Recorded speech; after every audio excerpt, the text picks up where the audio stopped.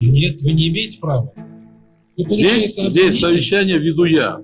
Эл өкүлдөрүнөн биз ойлойбуз, таза, кристально чистый деп айтсак туура болсо керек. И макул болуш берсеңиздер. Законду бузуп туруп ушундай чечим чыгаратканы бул вообще беспредел, да? То есть судимости не было у Айджигитова. Азыркы чечимиңиздер эми саясий чечим болуп калбадыбы? Анткени Ташиевдин арызынан кийин алып атасыз. Жок. УКМК төрагасы Камчыбек Ташиевдин арызы менен бүгүн Султанбай Айжигитовдун мандаты БШКда каралып, БШК аны мандатынан ажыратты. Биз жыйынга катышуу үчүн келгенбиз. Мынакей БШКнын имаратынын астында, ичинде турабыз. Керек болсо, бирок бизди жыйынга киргизишкен жок. YouTube'да онлайн көрсөтүлгөн жыйынды көрсөңүздөр болот. Ал жерде сапаты өтө начар болду, үнү дагы угулган жок. Бирок биз кийинчерээк Султанбай Айжигитовго жана анын жактоочусуна суроолорубузду берип, ошондой эле БШК төрагасына дагы кирип, суроолорубузду узаттык. Сиз медиа хабты көрүп баштадыңыз. Менин аты жөнүм Асель Шамилова. Биз менен бирге болуңуз. Урматтуу коллегалар, мен сунуштайт элем. Кечээ күнкү мамлекеттик улуттук коопсуздук мамлекеттик комитетинин хатын ушу эске алуу менен бул жерде ушу бөлүм башчысына сөз берсек, улуттук коопсуздук мамлекеттик кызматынын бөлүм башчысы Сейитов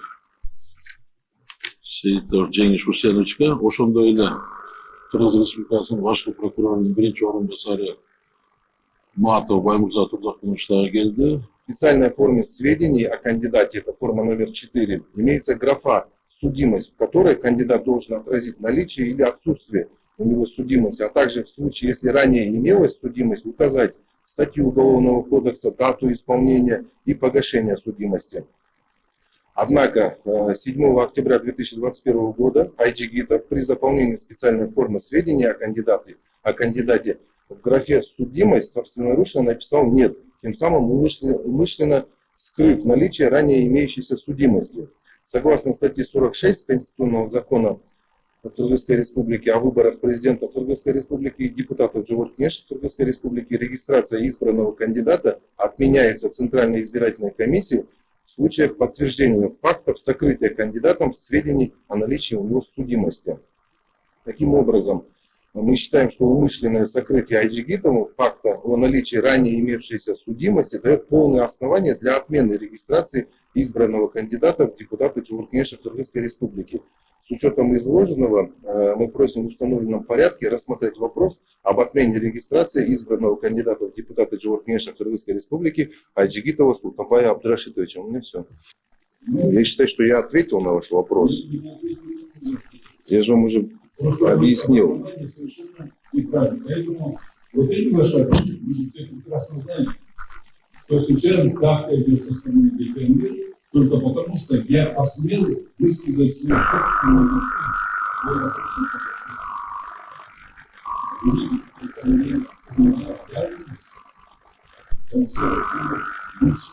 отношения. Султанбай Абдрашидович, это понятно, это ваше право, сиздин укугуңуз.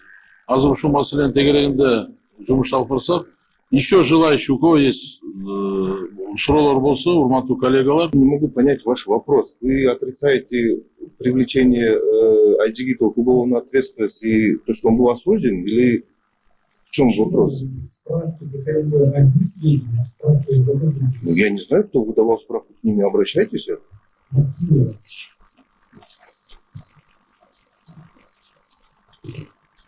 Суть вопроса изложите. Я не могу понять, если честно. Тимур Закович, Это вопрос Тимур не ко мне. Закович, ордуңузду өттүңүз. Не же выдаю справку. Баяндамачынын сөзүн уголтуруп, мен өзүмдүн оюмду айта кетсем, чын чынында Султанбай Абдрашитович кылмыш жоопкерчилигине Кыргыз Республикасынын кылмыш жаза кодексинин 234 беренесинин 2 бөлүмүнүн 3 пункту менен жоопкерчиликке тартылып, кылмыш иши соттук кароого өтүп, Сокулук райондук соту тарабынан каралып, кылмыш иш ошол учурдагы кылмыш жаза кодексинин 112 беренесине жиктелип, күнөөлүү деп табылып, бирок эскерүү мөөнөтү өткөндүгүнө байланыштуу кылмыш иш өндүрүштөн кыскартылган. Ошол учурда айыпталган тарап макул болбостон областтык сотко даттанган. Областтык сотто Сокулук райондук сотунун өкүмү күчүндө калтырылган. Бул жерде айта кетчү нерсе, азыркы талаш болуп аткан маселеде депутатка кандидат болгон жаран өзүнүн биздин өлкөдөгү жогорку кеңештин трибунасындагы эң бийик трибуна, ал жерде элдин көйгөйүн айтуучу трибуна, ал жерге келген депутаттардын, эл өкүлдөрүнүн биз ойлойбуз таза, кристально чистый деп айтсак туура болсо керек.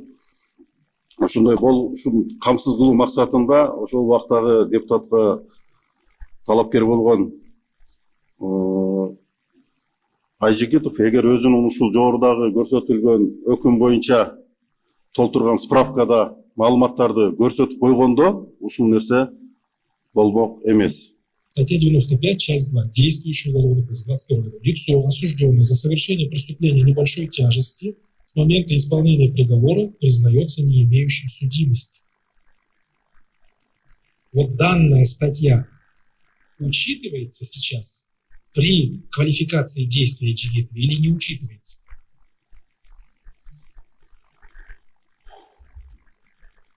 Представленная информация ГКМБ, речь идет о непредоставлении сведений по форме 4, которая является обязательной в соответствии с статьей 61 Конституционного закона Российской Республики. Я же не вас спрашиваю, я спрашиваю... Но если он не может ответить, я просто отвечаю. Нет, вы не имеете права.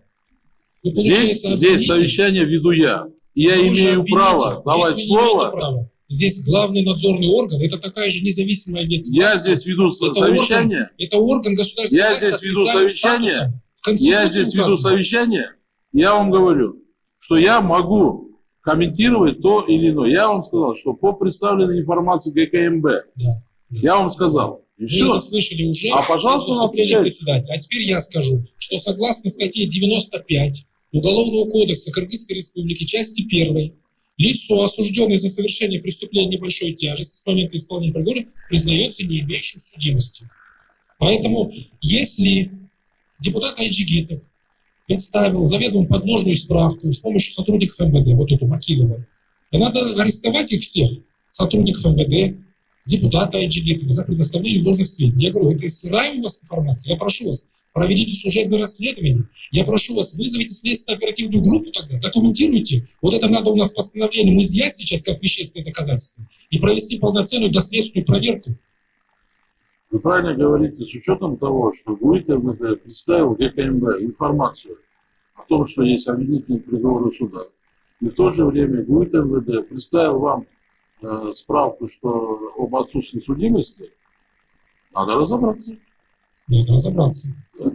Эгерде суроо сунуш болсо, сунушталган токтом долбоору менен добушка коюм, эң макул добуш берсеңиздер. Субаркетов макул. Матов макул. 11 макул. Ким каршы? Бир каршы, Кочкеев Нурлан Шөкбаевич. Урматтуу коллегалар, 11 макул менен токтом кабыл алынды. Урматтуу Султанбай Абдурашитович, эгерде сиз борборлук шайлоо комиссиянын чечимине нааразы болсоңуз, сотко кайрылсаңыз болот. Ага укугуңуз бар. Бул мыйзамсыз. Дело в том, что бул жерде жана фактыларды бурмалап, элдин башын ойлонтуп, ошондой кылып атат, мыйзамсыз. Себеби деген булар мага бир эле доомат коюп атат. Сиз дейт жана соттолгон эмесиңизди мындай жашырдыңыз деп.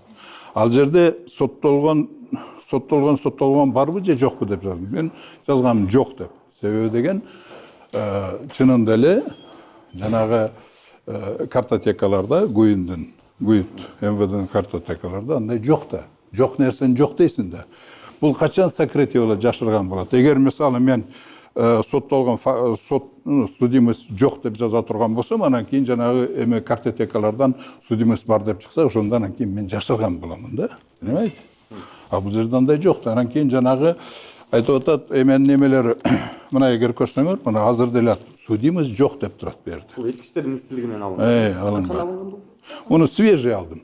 Свеж. 24-інде. Свеж алдым. Бұл деген тигілер айтып атат, бізде эме қысақ ондай судимости, ондай сведений жоқ деген мағынада бір емесін айтып атат. То есть 12 мартта теги ГКМБ өзінше алып атат, что якобы судимость бар деп, а мага 24-інде беріп атат, судимость жоқ деп. Оны қандай десе, значит, ГКНБ бұлар подлогом документов официально занимается, понимаете? Вот. Анан тышкары мен айтып атам, мен емен үстінен, Ташиевтің үстінен мен арыз жаздым президентке, генеральный прокуратураға, анан кейін жанағы өзіміздің төрағаға, жоғарғы кеңеске. Ал жерде о том, что привлечь Ташиев к уголовной ответственности. За то, что он кылган иштери, ошол деяниялары уголовный кодекстің 4 беренесін жанағы признак преступления дал келіп атат да. Ошонун негизинде бул кишини тарткылады деп атам. Превышение власти, разглашение государственных секретов, права человека ошону соблюдать этпер, конституцияны теп басмырдалап жаткан ошонун бардыгына мен үстүнөн жаздым. Азыр эми көрөбүз кандай болот. Бирок эчтекеге карабай азыр көрүнүп турат. Генеральный прокуратурадагы узурпированный, ошол тарап болуп атат. Эми ГКМБ представитель, понятно. Анан тышкары ЦИКтин деле ошол тарап болуп атканы, законду бузуп туруп ушундай чечим чыгарып атканы, бул вообще беспредел да. Жанагы мен өзүмдүн депутаттык милдеттеримди аткарып, өзүмдүн жанагы чек ара боюнча соглашениясына өзүмдүн депутаттык мнениямды, өзүм позициямды билдирген үчүн. Себеби деген бул мен түздөн түз добросовестный өзүмдүн жанагы депутаттык эмелеримди, парыздарымды аткарганым үчүн, ачык сүйлөгөнүм үчүн, ошол позиция үчүн мени азыр куугунтукка алып атышаттыр да. Мен буларды Ташиев менен кошо соучастник кылып, преступление, превышение власти, ошонун бардыгыны буларды соучастник кылып беремин. И генеральный прокурордун биринчи замыны деле, и жанагы жигитти ГКМден, и полный состав жана ЦИКтин комиссиясыны жанагы тынчтык кемеле Шайназаровду баш кылып туруп, мен буларды как соучастник катары генеральный прокуратура берем. Анан бул жөнүндө мен элге кайрыламын, эл да билсин.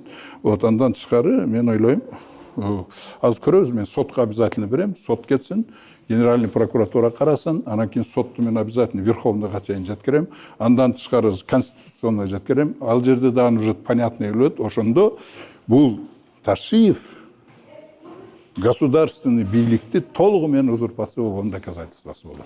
Мен бул жөнүндө эл аралык эмелерге дагы кайрыламын. Эч кандай айып жок эле, мындай эле өзүнчө эле ачыратып коюп атпайбы. Жанагы эмеде сен ошол эмени уголовный дело тартылганың үчүн ошону жазышың керек. Жок, ал жерде форма 4-тө конкретно айтып, судимость барбы же жокпу деп. Мен айтып атам, жок деп.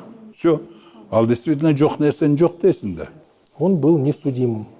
Вот с того времени, когда 2018 год, он считался несудимым.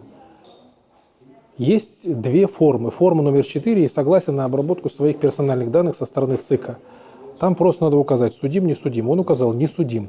Сегодня председатель ЦИКа Шайназаров, да? Шайназаров обвинил его в том, что, оказывается, надо было указать не сведения о своей судимости, а надо было указать наличие обвинительного приговора суда. Я спросил Шайназара, а почему вы не говорите, Шайназаров, вы же бывший прокурор, вы же юрист профессиональный, вы зачем передергиваете факты, что наличие обвинительного приговора суда с освобождением от наказания не влечет судимости? Я процитировал ему положение УПК 99 года, УПК 2021 года, где они одинаковые, где написано, что если лицо освобождается от наказания обвинительным приговором суда, то оно считается несудимым. То есть судимости не было у Айджигитова. И я даже предоставил, где справка эта, Султан Абдулшиш, справку дайте, я покажу журналистам справку. Мы специально взяли справку в МВД. Вот в МВД справка, пожалуйста, крупным планом ее зафиксируйте. Вот справка МВД о том, что у депутата Айджигитова нет судимости. Я представил ее первому замгенпрокурору Маатову Баймурзету Дахуновичу, Дженгиш Сиитовичу, представителю ГКНБ. Я попросил вызвать следственно-оперативную группу, потому что здесь идет преступление со стороны ЦИКа в отношении действующего депутата. Потому что, как это? Значит, эта справка недействительная. Надо разобраться, либо провести служебное расследование, либо провести доследственную проверку. Нам было отказано. Хотя мое выступление – это устное сообщение о преступлении. Вот доказательство того, что депутат Айджигитов не судим. А они его обвиняют, что он не указал данные обвинительного приговора суда с освобождением от наказания. Поэтому я прошу сегодня Генеральную прокуратуру и президента как гаранта Конституции, как высшее должностное лицо нашего государства, привлечь к уголовной ответственности сотрудников ЦИКа и всех остальных должностных лиц, которые фальсифицируют избирательные документы по статье 199, злоупотребляют своим должностным положением и узурпировали власть в нашей стране. То есть сегодня ЦИК расширительно толкует статью 46 и 61 Конституционного закона, присваивая себе полномочия толкования Джогур-Кенеша. Если бы они хотели установить объективность и законность, они бы тогда обратились к Джогур-Кенешу. Растолкуйте нам данные вот по этой статье. Что означает сведения о судимости? Но они этого не сделали. Вот статья 46, статья 61. Наличие у него судимости. Вот справка. Если она сейчас действительно, как тогда у него тогда, на момент регистрации, они же все равно, ЦИК проверяет по системе межведомственного электронного взаимодействия, он проверяет, есть ли судимость или нет судимости. Это невозможно ее скрыть в условиях нашего цифрового государства и всех этих электронных баз данных. Я сейчас вам тоже процитирую эту статью. Мы указали ее в заявлении. Вот. ЦИК, согласно части 3 статьи 61, ЦИК в течение 10 календарных дней со дня принятия документов проверяет соответствие списка кандидатов требованиям настоящего закона. Указанная проверка осуществляется с применением системы электронного межведомственного взаимодействия. Тогда кто-то сфальсифицировал данные в отношении депутата Айджигитова? Но мне было отказано в этом. Албетте биз соттолгондук боюнча ички иштер министрлик менен кызматташабыз. Бул мыйзам талабы. Ал эми кайсы бир талапкерде жогорку билими бар же жок жөнүндө билим берүү министрлик менен кызматташабыз. Бул учурда биз запрос жибергенбиз, кат жолдогонбуз. Ошол учурда ички иштер министрлигинин тиешелүү кызматы бизге маалымат жок деп жооп берген. Соттолугу жок деп Жок, маалымат жок деп жооп берген. Ошонун негизинде биз каттап Айджигитов депутат болуп иштеп келатат. Андан кийин кечээ күнү улуттук коопсуздук мамлекеттик комитеттен бизге кат келди. Катта ал жерде жазылып турат. Ошол эле кайрадан эле ички иштер министрликтин ошо кызматына атаян кызмат ГУИД деп коет. Ошонун катына таянып, андан тышкары 2020 жылдын Сокулук райондук соттун айыптоо өкүмү көчүрмөсү, ошондой эле 21 жылдын 10 июнунда 6 айдын Чүй областтык сотунун коллегиясынын айыптоо өкүмү жиберилди. Ошону негизге алып туруп алар бизге кат жолдоду. Ал катта алар дагы көрсөтүп кетти. Ушул жогоруда мен атап кеткен Кыргыз Республикасынын президентин, ошондой эле жогорку кеңеш депутаттарын шайлоо жөнүндө конституциялык мыйзамдын талаптары бузулду деп. Анан кийин биз карап чыктык, ошону дагы таптык, туура деп ынандык. Ошол учурда ал мыйзамдын талабына ылайык ошол маалыматтарды көрсөткөн эмес. Себеби ал эми 6 жыл КГБда иштеген, губернатор болгон, эми сабаттуу жогорку билимдүү киши да, тем более жогорку кеңештин депутаты болом деп аткан киши. Ошол маалыматтарды көрсөткөн эмес. Бирок ошол эле учурда БШКдагы бул билтеген бир мамлекеттик органсыздар да. Ошол учурда эмнеге анда өзүңүздөр карап мындай текшергенсиз? Жок, биз туура мен түшүндүм. Жок, мен сиздин сурооңузду түшүндүм.